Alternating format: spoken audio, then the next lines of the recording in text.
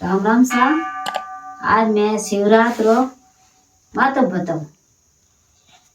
शिवरात रो मतलब शिवरात्र किकर करिया जावे एने शिवरात क्यों करे।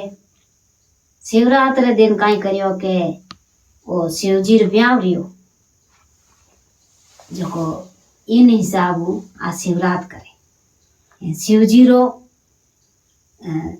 पार्वती रो कन्यादान रियो आ शिवरात्र है दिन इन हिसाब आ शिवरात करे तो कहीं रेवे इन शिवरात्र में इन्हें हैंगी एक आसन कर सके।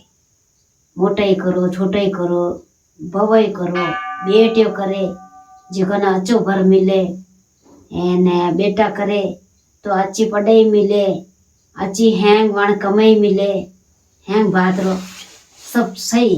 भगवान शिव जी रो एक आसन करना बहुत जरूरी है। पूजा पाती करने जावे तो पुजारी थाली लेन जावनो वो कहीं के अटे घरे पूजा नहीं रेवे शिवजी रे मंदिर जावनो। शिवजी रे मंदिर जाए एने शिवजी रे मंदिर रे उठे पूजा करनी थाली रे मैंने कुकू बीजो काचो दूध बीजो बेलपत्र दतुरो चंदन रो तिलक बीजो हैंग लेने जावनो ने ये अपने पूजा रो समान है। शिवरात अपने करनी बहुत जरूरी है वो आपने माता बनायो।